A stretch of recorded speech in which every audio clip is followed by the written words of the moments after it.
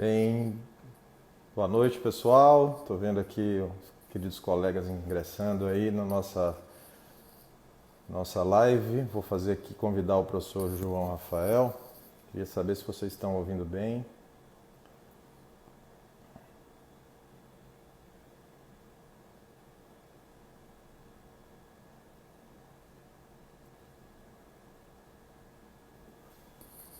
Esperar o professor João Rafael ingressar no Instagram para que nós possamos começar a nossa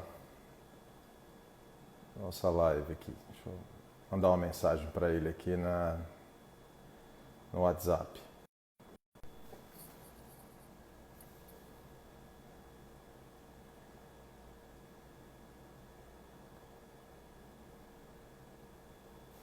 Só aguardando o professor João para poder fazer o convite aqui. Um abraço aos amigos, colegas, Wagner, Heloísa, Adriana, Karine, que já estão online.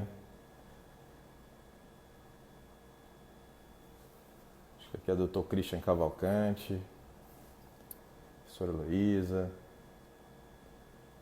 Vamos lá.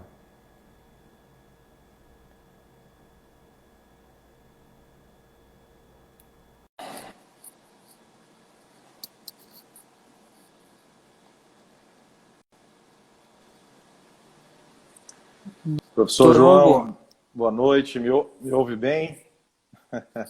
Tudo bem? te escuto bem, te Consegue? ouço bem. Maravilha. Professor João, seja bem-vindo. É uma satisfação imensa para todos nós que somos integrantes do Instituto Assis Passos, do INASP, tê-lo neste momento conosco para falar de tema tão relevante que é a lei anticrime. Antes de iniciarmos efetivamente as suas colocações sobre a temática, apenas para apresentar um pouco o Instituto. O Instituto nasce de professores que são entusiastas do magistério, que acreditam no poder da educação para efetivamente promover mudanças sociais em nosso Estado.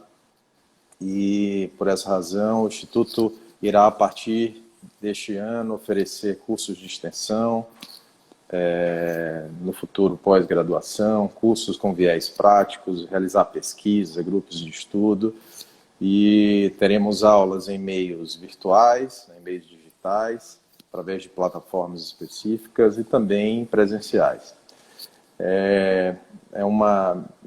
Em nome dos membros do Instituto, professora Heloísa, professor Marcelo, professora Isabela, professor Wagner, professora Karine, eu agradeço o seu pronto atendimento ao convite, ao chamado de participar conosco para falar do tema e digo que estou muito feliz, em especial pela nossa amizade, a relação que temos de amizade e de admiração pessoal, que eu tenho certeza que é recíproca. Para quem está entrando agora no na nossa live, o professor João, ele é doutorando em Direito Constitucional pelo Instituto Brasiliense de Direito Público, é mestre em Direito Processual Penal pela Universidade Federal do Paraná, é coordenador da pós-graduação de Direito Penal e Processo Penal da BDConch e é advogado criminalista atuante, aguerrido no estado do Paraná. Professor João, muito obrigado. O senhor pode falar das suas palavras iniciais e daqui a pouco eu vou seguir um roteiro que preparei aqui para a gente tentar enfrentar esse tema tão interessante. Obrigado, Hugo, pela oportunidade. É um prazer poder falar aí com o Instituto Assis Passos. Eu conheço a seriedade do Instituto por conta da pessoa que o conduz, que é você. Uma das grandes felicidades da vida acadêmica, que eu sempre comento com meus amigos, é justamente conhecer pessoas que trilham junto com a gente e que compartilham ideais de vidas melhores para todo mundo, né? De levar a dignidade para aqueles que ainda, infelizmente, não a conquistaram. Enfim, que apostam na ciência, E o doutorado, que compartilho junto contigo, junto com Ana Maria, com Cleopas, é mais um ambiente que tem reforçado essa minha convicção de que o mundo acadêmico nos proporciona amizades importantes. Então é uma satisfação poder conversar com você, e a live, pelo que eu tenho assistido, ela dá esse tom mais intimista e que faz com que as coisas não fiquem tão formais, então isso deixa mais à vontade ainda. É como se estivéssemos saindo de uma aula de doutorado, indo para a mesa do bar lá, como que é o nome do bar que a gente sempre frequenta, pós-aula, que fechou né? Agora. Tio Armênio. Tio Armênio. Estamos sentados na mesa do tio Armênio, só não tem o chopp.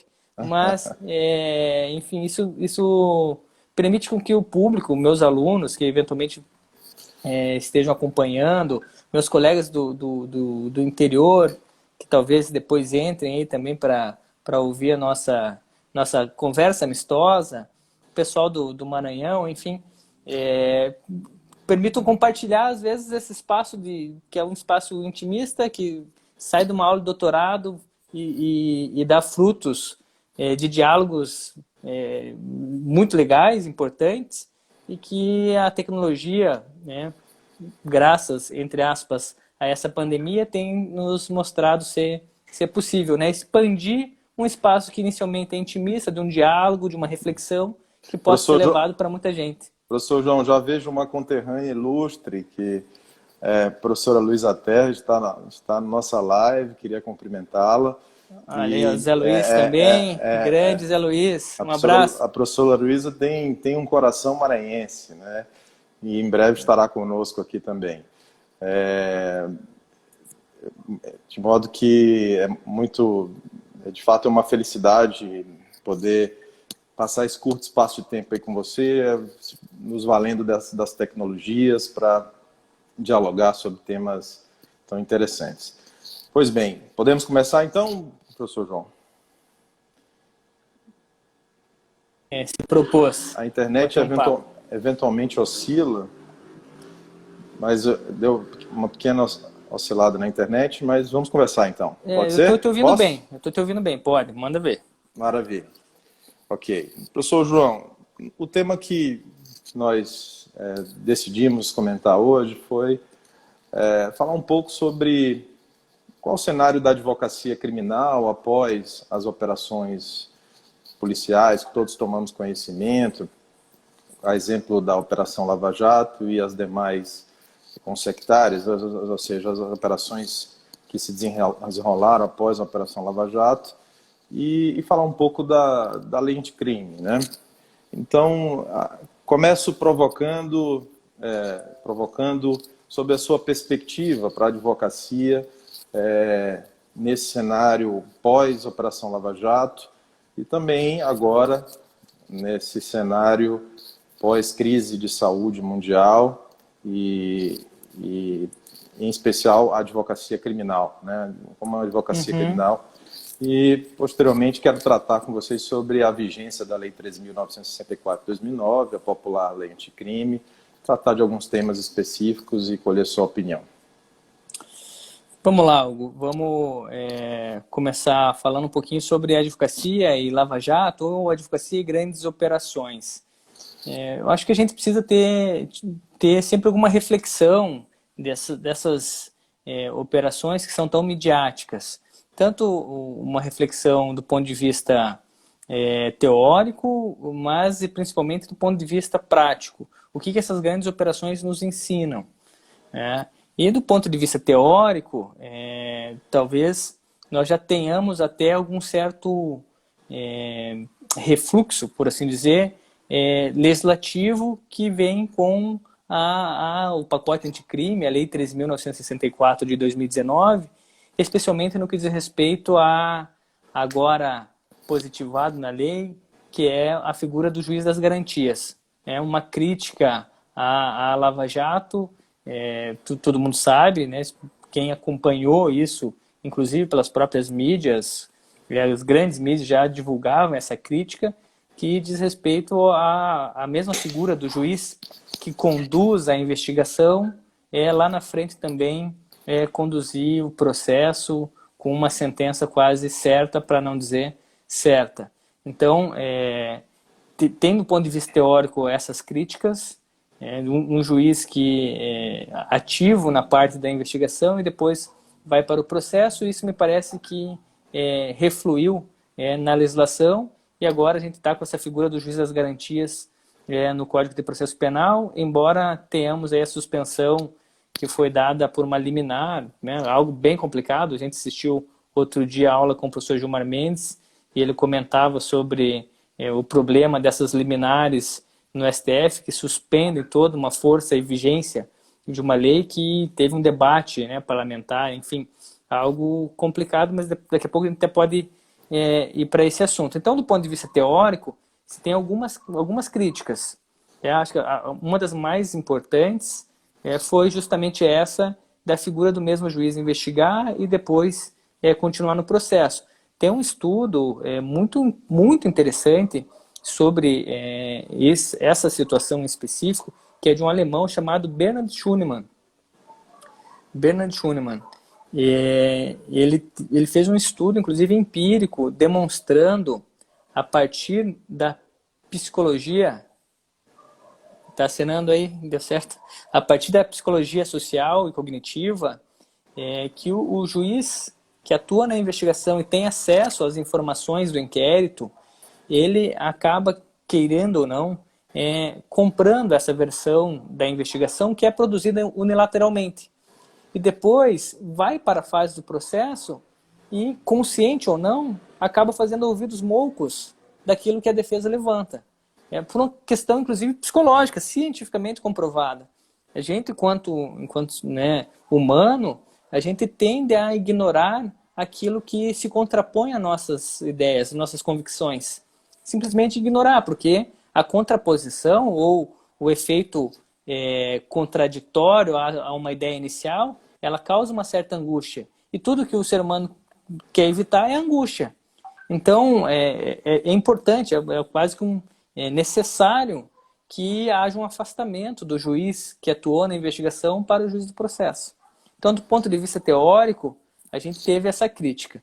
Agora, do ponto de vista prático, da advocacia criminal mesmo, eu acho que uma grande lição é a de que os advogados precisam cada vez mais ficar antenados com as questões da investigação, especialmente aquilo que até então ignorávamos, que eram os chamados métodos ocultos de prova ou de investigação: interceptação telefônica, interceptação telemática, escuta ambiental, agente infiltrado, uma série de obtenções de elementos de informação ou de meios de obtenções de informação que a gente desconsiderava e que agora tem sido cada vez mais utilizado para fins de desmantelamento de grandes organizações criminosas e muitas vezes com abuso. Então a gente precisa refinar dogmaticamente esses institutos para poder dar uma boa prestação de serviço para o teu cliente. Professor João, o juiz de garantias me parece uma experiência que já adotada de modo semelhante, né, no estado de São Paulo. E lá também algumas críticas foram formuladas em razão de que o juiz que participa da fase de investigação e o juiz que profere a decisão de mérito acabam, de um certo modo, reproduzindo afirmações dos autos de modo sem a devida reflexão, como, por exemplo, a utilizações de argumentações que se prestariam a fundamentar qualquer tipo de decisão, frases prontas e colhidas na fase da investigação. É como se o juiz que julga o mérito acabasse acompanhando a análise feita pelo juiz que atuou na fase de investigação. Essa crítica ela é plausível, há uma preocupação da advocacia criminal nesse sentido, sobre o efetivo rigor na fundamentação jurídica das decisões, em especial as decisões de caráter penal? Sim, há uma preocupação e assim, o que você comentou um pouco tem também um reflexo legislativo por conta aí do pacote anticrime, justamente na previsão da figura do juiz das garantias. Nós tínhamos no cenário anterior à lei e que por hora está vigente em razão da decisão liminar proferida pelo ministro Fux de suspensão dessa parte da lei, então ainda está vigente, mas a lei alterou esse cenário, que é o seguinte: hoje, ou melhor dizendo, a partir da vigência da lei, assim que o STF decidir essa questão, não mais poderá o inquérito policial acompanhar o processo. Então, o inquérito serve de base para o Ministério Público oferecer a denúncia. O Ministério Público ofereceu a denúncia e o juiz admitiu, vai a denúncia acompanhada tão somente daqueles elementos que são irrepetíveis. As demais questões, num processo aí, sim, de natureza acusatória, adversarial, terão que ser levantadas em contraditório e ampla defesa. Para um juiz, e o professor Lopes Júnior sempre utiliza essa expressão, para um juiz que, na sua essência, é ignorante. No seguinte sentido, que ele ignora o que está sendo discutido no caso. A ele serão levadas as provas pelas partes. Ele não conhece, de fato não deve conhecer mesmo. Ele tem que conhecer num procedimento oral, em contraditório e ampla defesa. Então, o inquérito não mais vai acompanhar. Então, esse problema que nós tínhamos, que você levantou, referente ao... Tá, tudo bem, lá em São Paulo você tinha os juízes do inquérito, por força de organização judiciária local, e depois da denúncia, o processo ia para as varas criminais, mas o juiz da sentença, digamos assim, ele também replicava aquilo que estava no inquérito. Claro, nós tínhamos esse problema. A figura do juiz das garantias, conforme foi disciplinado no pacote anticrime, ele acaba também com esse problema. Porque agora o processo não vai mais ser acompanhado do inquérito, a não ser única e exclusivamente daqueles atos irrepetíveis. O laudo de necropsia, que foi feito lá na fase de investigação e que você, por óbvio, não tem como repetir. É uma testemunha que se ouviu e faleceu, e até para isso há uma saída doutrinária que é de produção antecipada de prova, em contraditório, fazer uma produção cautelar de uma prova para fins de preservar o valor probatório dela. Então, esse problema a gente tinha, continua tendo por conta dessa liminar do Fux, uma liminar super problemática, vou repetir, porque nós tivemos uma discussão parlamentar no procedimento legiferante que não foi pequena, uma discussão das duas casas bem pesada, a votação foi expressiva para a aprovação do pacote anticrime, e aí de uma canetada só, primeiro o ministro Toffoli e depois o ministro Fux me suspende liminarmente e não me leva até agora para a discussão em plenário. O que, de certo modo, causa um certo estranhamento, para dizer o mínimo, para aqueles que querem levar o direito a sério, o Estado Democrático de Direito, enfim, as limitações de cada poder. E aí você pode falar muito melhor do que eu, porque é a tua área, né, que é o direito constitucional. Mas, enfim,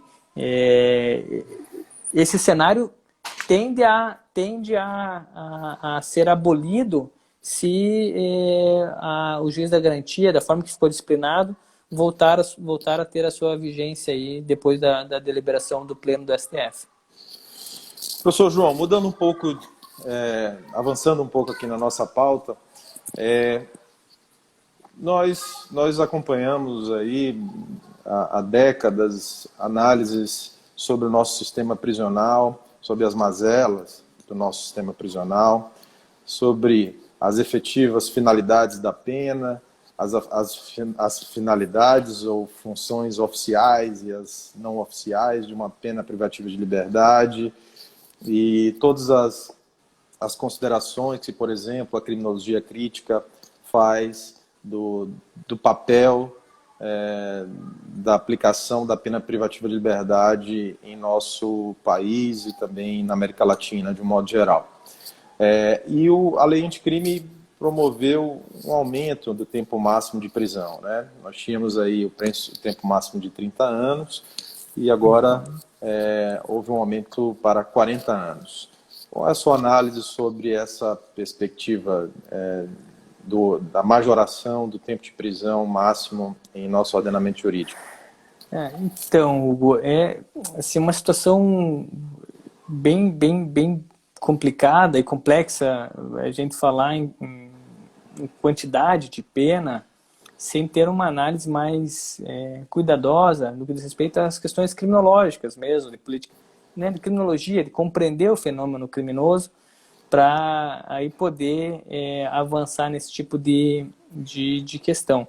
Eu confesso para você que não é bem assim, a minha área de estudo, mas o pouco que eu tive a oportunidade de estudar sobre a pena, de estudar sobre o funcionamento seletivo do sistema de justiça criminal, eu sou prontamente contrário a toda proposta legislativa que vem para recrudescer o sistema penal, endurecer o sistema penal, porque aposta no que diz respeito a diminuição da violência urbana, a buscar o máximo possível conter a violência, não me parece se resolver pelo caminho do endurecimento do direito penal. Então, esse punitivismo exacerbado ou essa proposta sempre de maximização, ampliação do direito penal, como se ele fosse a panaceia de todos os males, que é uma proposta super populista do ponto de vista político, nesse ponto ela venceu, né? Porque passou para 40 anos aí o prazo máximo de duração de uma pena, privativa de liberdade. E eu não concordo com isso, não acho que é uma solução, pela pouca leitura que eu tenho, né, de criminologia e de política criminal, não acho que é uma solução que vá resolver, é muito mais uma proposta populista, que desconsidera tudo que já se produziu sobre criminologia e política criminal, né? Professor Zaffaroni, Nilo Batista, enfim, professor Jurei Cirino dos Santos, todos aqueles que já se dedicaram a esse estudo e que demonstram que Vera Regina Andrade, Vera Regina Andrade, enfim, mas esse ponto foi um ponto que prevaleceu daquela ala, digamos, política, que aposta, de certa forma, na ignorância, no populismo. Né? Graças a Oxalá, por assim dizer, nem tudo que estava proposto desse ponto de vista ou dessa premissa populista penal emplacou. Pelo contrário, né? Teve uma certa resposta do Congresso que conseguiu trazer avanços significativos para o direito penal e processual penal, me parece muito mais consentâneo com a nossa Constituição do que aquilo que inicialmente se propunha no projeto anticrime. Eu vejo aqui na lei, professor João, também uma alteração significativa aqui no procedimento de colaboração premiada. Queria que você falasse um pouco sobre essa temática tão divulgada pela mídia e se tornou tão comum no nosso cenário penal brasileiro.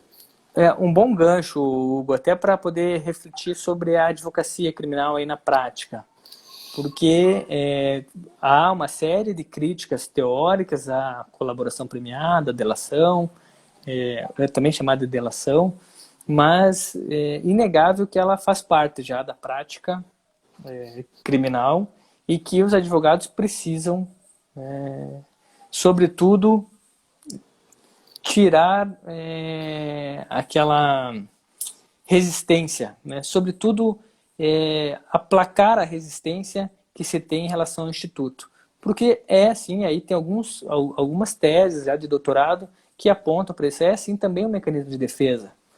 No final das contas, para o advogado, o primeiro compromisso dele é com o cliente. Não é um dos mandamentos lá da advocacia, o primeiro compromisso é com o cliente. Então, se o advogado vai para um processo criminal complicado, cuja investigação preliminar já traz elementos de informação que colocam a responsabilidade penal nas costas do seu cliente, e ele se vê com uma possibilidade de saída de diminuição da sua responsabilidade, diminuição de pena a partir da colaboração, não me parece ser assim complicado ou não ético, enfim, ir por essa saída. Tá? Esse é o primeiro ponto. Acho que a advocacia criminal precisa, e me parece que isso cada vez mais está mais tranquilo de ser compreendido, mas precisa entender que a colaboração premiada é também um meio de defesa. É também um meio de defesa e, portanto, sobre ela precisa se dedicar e sempre deixar como uma hipótese dentro das suas inúmeras variáveis de uma persecução penal. Então, tem que deixar ela ali preparada. Não pode ser a primeira e única solução a ser dada, e aí sim é uma crítica que entendo super séria e adequada, que é a crítica àquele advogado que quer resolver tudo com base na colaboração premiada. O único produto que ele... Esse era um questionamento que eu ia fazer sobre as fundamentações nas decisões de natureza penal. Me parece que o cenário atual, a partir da vigência da lei, é de que o juiz não pode fundamentar sua decisão apenas com base nesse modelo de colaboração previsto na norma jurídica, nessa norma. Isso é bem interessante, assim, o desenvolvimento legislativo, né? Não sei se a gente pode falar em evolução, porque eu tenho, em termos de historiografia do direito, a expressão evolução é sempre complicada. Evolução para quê e para quem, a gente pensa nesse sentido, mas assim, no senso comum a gente pode pensar numa evolução legislativa, no senso comum teórico.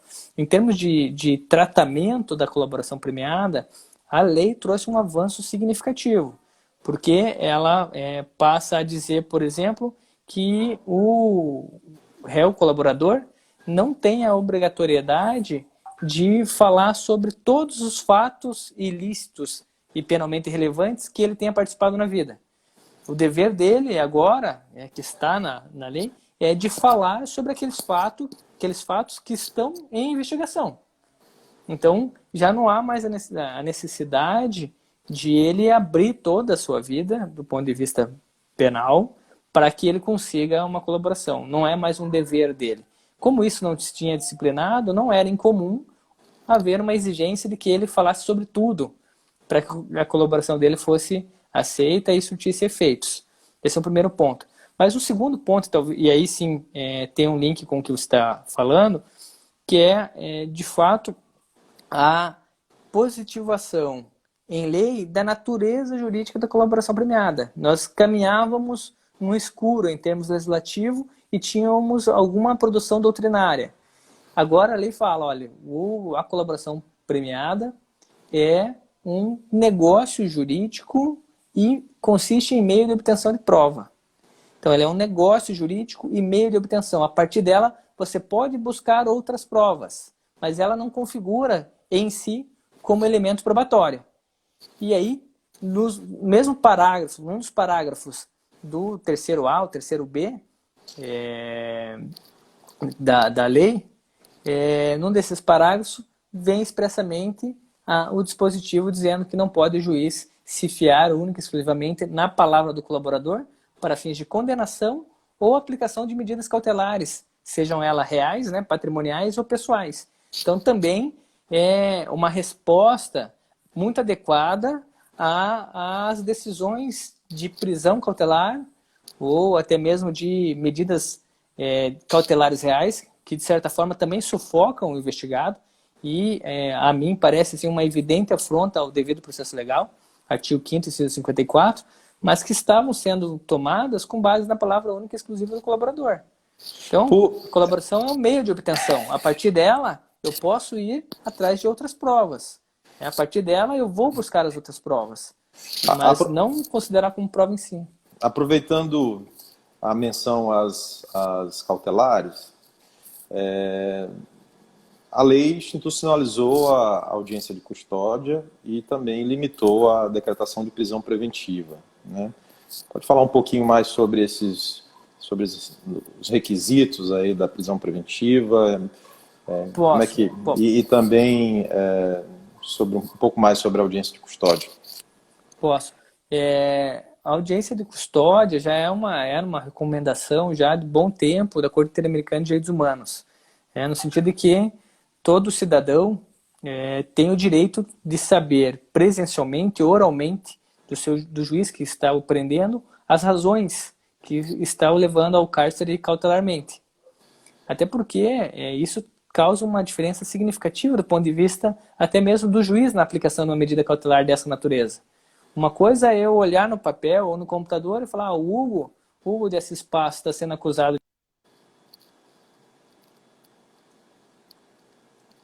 Isso não aconteça, né, Hugo? Mas o Hugo está sendo acusado de crime de peculato ou corrupção, então decreta a prisão preventiva contra ele e nem precisa olhar na sua cara. Outra coisa é eu te chamar para uma audiência, olhando na sua cara e falar, olha, você vai ficar preso preventivamente porque você está sendo acusado desses crimes e, portanto, em virtude da presença dos requisitos cautelares, te mantém a prisão. A dificuldade é muito maior. E a audiência de custódia, a audiência de custódia vem nesse sentido. Primeiro, para tornar mais, digamos, humano o ato de decretação de uma custódia cautelar. Segundo, para evitar também questões de tortura, maltrato nesse momento de decretação de prisão. Então, e foi um avanço quando o CNJ regulamentou por meio de resolução, se não me engano, a resolução 283, a partir de 2014, 2015. E agora previsto em lei. Eu desconheço alguma pesquisa quantitativa e qualitativa, empírica, sobre assim, a eficácia da audiência de custódia. Eu acho que a professora Carolina, lá do IDP, Carolina Mendes, eu acho que ela, inclusive, participou de uma pesquisa, mas eu não fui atrás. Eu não sei se já foi publicado, tal, mas ela participou de uma pesquisa também encomendada pelo CNJ.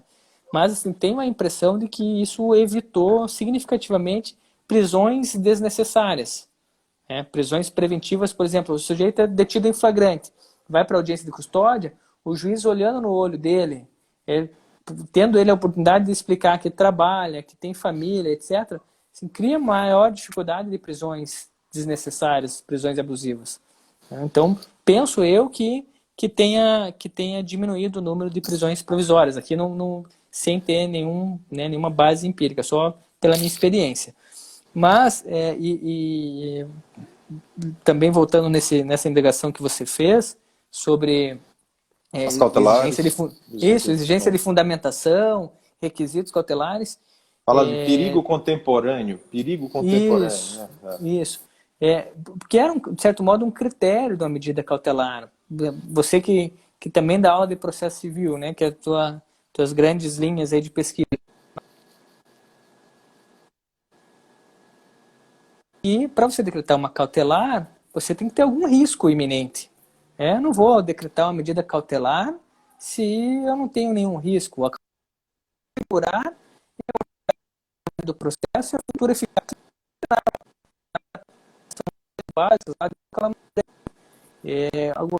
imagine o que nós estávamos enfrentando do ponto de vista técnico dogmático. De fatos em 2013 e 2014. O que é de perecimento de alguma coisa, assim, uma ausência repleta de contemporaneidade entre o fato e a própria prisão. Se o fato existiu em 2014, por qual razão tem que prender em 2019? Se eu não tenho nenhum elemento concreto que me diga que o sujeito, por exemplo, está ocultando prova, ameaçando testemunhas, não tenho. E aí a jurisprudência do STJ começou a sustentar isso. Olha, a ausência de contemporaneidade entre o fato e a prisão, ela é um fundamento para a soltura. Não pode prender preventivamente nesse tipo de situação. E aí, no debate lá no Congresso do pacote de crime, inseriu-se isso na lei. Então agora, somado aos outros requisitos, ser crime com pena maior de 4 anos, ter os requisitos cautelares, né, de periculum libertatis, o risco que o sujeito solto representa para a sociedade, está ameaçando testemunhas, está prestes a fugir, tem elementos concretos para tanto, tem a garantia da ordem pública, algo muito criticado, mas ainda tem lá na legislação. se eu não tiver diante desses requisitos e não tiver uma demonstração de nexo causal contemporânea entre o fato e a necessidade de prisão, por lei também não se pode mais prender. Então também parece que é um avanço, assim, do ponto de vista de progresso, de respeito às garantias constitucionais. Porque isso a gente não pode esquecer jamais, que a regra é presunção de inocência, estado de inocência. O sujeito investigado, do início ao fim do processo, se presume inocente. E essa presunção só vai ser desfeita com o trânsito em julgado de sentença penal condenatória. Ora, se eu tenho que o presumir inocente desde o início da investigação, eu não posso prendê-lo e antecipar o efeito da sentença condenatória à torto e à direito. Excepcionalmente, a própria ordem constitucional permite. E permite quando tem a presença das cautelares. Fumus commissi delicti periculum in mora. Ou, melhor dizendo, periculum in libertatis.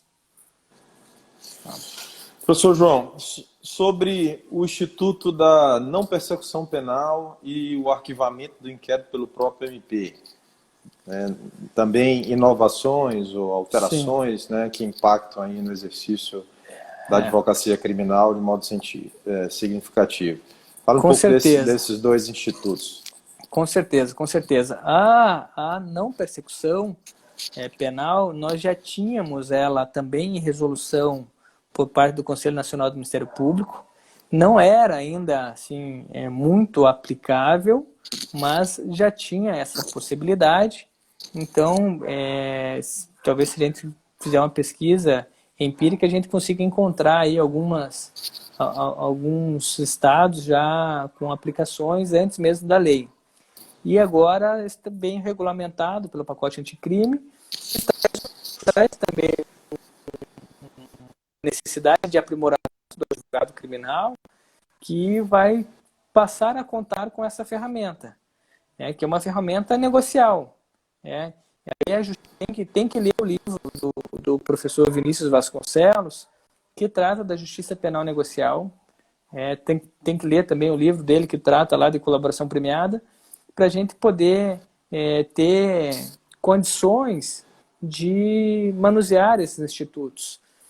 O grande problema, penso eu, no que diz respeito ao acordo de não persecução penal, que agora está regulamentado a partir do artigo 28A do Código de Processo Penal, é a exigência de confissão. A exigência de confissão do acusado em relação aos fatos para que esse acordo seja entabulado. Então isso causa uma certa dificuldade de você, por vezes, convencer o teu cliente de que é melhor ele confessar os fatos e assumir a culpa, de certo modo, do que enfrentar o processo. Porque nós estamos falando de crimes com pena mínima de até 4 anos, que não envolvam grave ameaça e violência. Então vai entrar aqui crimes licitatórios, crimes tributários, enfim, uma gama de crimes que, por vezes, a própria pessoa do cliente não concorda com aquela criminalização. Ele entende que a conduta dele não é criminosa, etc. E isso acaba relutando, ou sendo um efeito relutante para caminhar para um acordo. Então, essa exigência de confissão, assim, talvez trave um pouquinho a eficácia desse instituto. Mas vem na toada lá, que é de imprimir maior agilidade e eficácia para o exercício da jurisdição penal nos crimes não violentos. Vamos ver o que vai acontecer aí na prática. Professor João, estamos chegando aqui quase ao fim do meu roteiro, né? Mas eu queria falar ainda dentro da linha do processo penal, a lei traz uma alteração significativa sobre a contagem de prazos prescricionais nas hipóteses de recursos não admitidos. Fala um pouquinho dessa circunstância e assim como na seara civil, né, que muitos advogados interpunham recursos meramente protelatórios, com o intuito de retardar a efetividade do processo, ou seja, a efetiva solução final do conflito, na seara penal me parece também muito comum a utilização de recursos, que a lei veio a disciplinar a contagem do prazo prescricional no caso de recursos não admitidos. Fala um pouquinho mais sobre essa realidade aí. Eu quero retomar na pergunta anterior que eu acabei não respondendo. Eu respondi sobre o acordo de não persecução penal e não mencionei nada sobre o arquivamento de inquérito do próprio Ministério Público. Que me parece ser interessante, porque o Ministério Público, no final das contas, não é ação penal. É a ele que o inquérito é encaminhado e é para formar a opinião delitiva dele que o inquérito é feito. É essa a finalidade do inquérito policial. Então, se ele, o Ministério Público, entende que não tem ali a presença das condições para o oferecimento da acusação, para o oferecimento da denúncia, não parece ter necessidade de passar por homologação do juiz. Porque o juiz é só um feito homologatório mesmo. O juiz não tem que opinar sobre arquivo ou não arquivo, ele só homologa. Porque o juiz tem que ter essa postura de inércia da jurisdição. Se o titular da pretensão acusatória solicita o arquivamento, ele só vai homologar. No máximo, serve de controle jurisdicional para não ter abuso. Ofensa, por exemplo, ao princípio da obrigatoriedade. Também é bem discutido. Mas se o Ministério Público tem o poder e o dever de promover a acusação, é a ele que é dada essa atribuição constitucional, compete a ele solicitar o arquivamento. Tem um mecanismo agora de controle que vai ser pelo próprio órgão do Ministério Público. Então, o promotor que pede o arquivamento vai encaminhar, que determina o arquivamento, vai encaminhar o seu arquivamento e a fundamentação do seu arquivamento para o Conselho Superior do Ministério Público. Então, é por um órgão, dentro do mesmo Ministério Público Estadual ou Ministério Público Federal, para que esse órgão colegiado legitime essa decisão do promotor de justiça, essa deliberação de arquivar, não concordando que encaminhe os autos para outro promotor fazer a denúncia. Mas, então, não precisa mais passar por esse controle judicial. Tá? E aí, encaminhando, né, mais ou menos para o final da nossa live, a pergunta que tu fez sobre prazos prescricionais. Sobre os prazos prescricionais, agora pelo pacote anticrime, e eu confesso que eu não vi se a decisão liminar do Fux entra nesse aspecto, parece-me que não.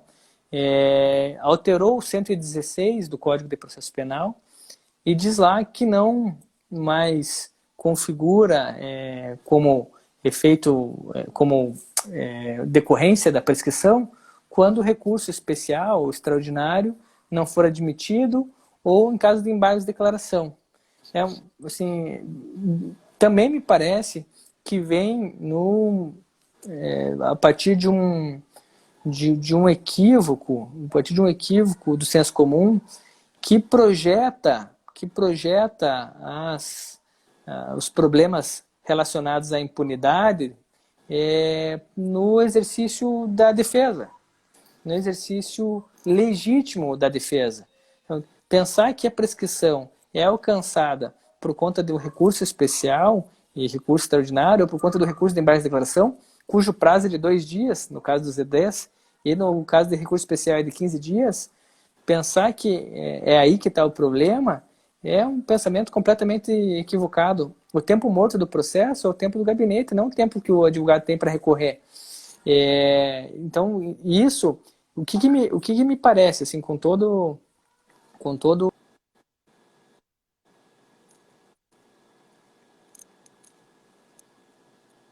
elasticiza os prazos prescricionais, maior será a ineficácia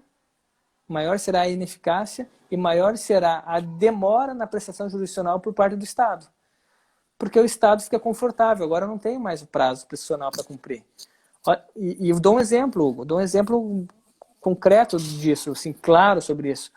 Até 2010, nós tínhamos a previsão no Código Penal, lá no artigo 110, parágrafos, que possibilitava a contagem do prazo prescricional entre a data dos fatos e o recebimento da denúncia, também para fins de prescrição pela pena em concreto, ou seja, por aquela pena apurada lá no momento de sentença. Em 2010, por conta de todo esse discurso populista de que o sistema penal brasileiro ele favorece a impunidade, etc., tirou-se isso. Agora, da data dos fatos até a denúncia, não se conta mais para fins de prescrição pela pena em concreto. O que isso implica? Qual que é o recado que isso é dado para a investigação policial? Bom, se a investigação policial demorar 6, 7, 8 anos e o crime não prescrever em abstrato por esse lapso temporal, o crime tiver pena maior do que 4 anos, ok, não tem problema nenhum, podemos arrastar esse inquérito. Pô, você é um critério alimentador da morosidade do Estado. Quando você tem regras mais rigorosas de prescrição, no sentido de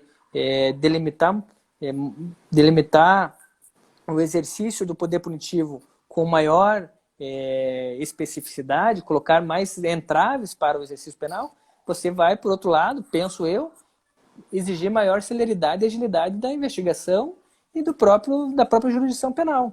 Agora, quando você deixa de ter essas garantias, por assim dizer, no final das contas você está mais alimentando a ineficácia e a morosidade penal do que o contrário. Professor João, muito obrigado. Queria que você falasse desses seus depoimentos finais sobre a lei anticrime, sobre a advocacia. Não pretendo cansá-lo, nem aos nossos colegas que estão acompanhando a live. Vejo que todos permaneceram aí no nosso, mesmo com pequenas oscilações aí da internet, todos estão conosco ainda. É isso, Hugo. Eu quero, na verdade, agradecer aí o nosso diálogo, né?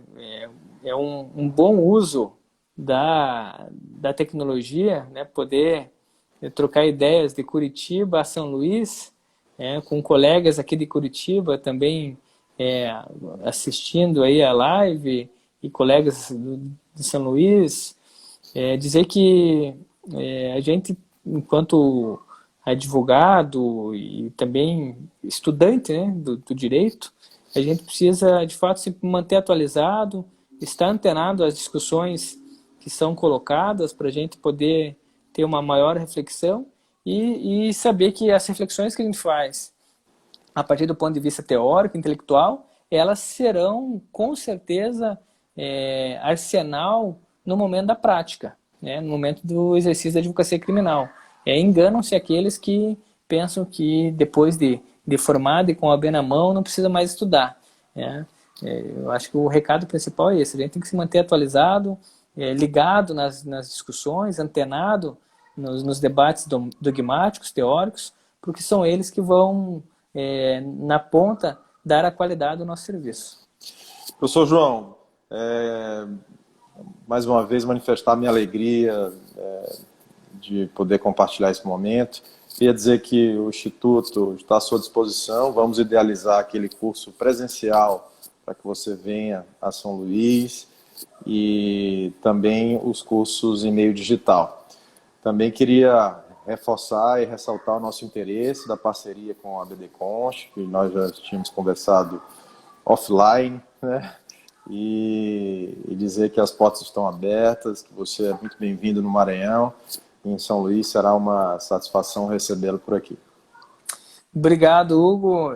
Obrigado a todos aí que tiveram a paciência de nos ouvir.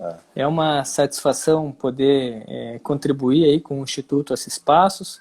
E vamos estreitar aí o nosso relacionamento com a BD Const para promover aí o diálogo aberto sobre o direito penal e processual penal. Muito obrigado, professor. Beleza? Vou encerrar. Obrigado a todos. Um abraço. Valeu, Hugo. Grande abraço. Todos os colegas abraço, Lenice.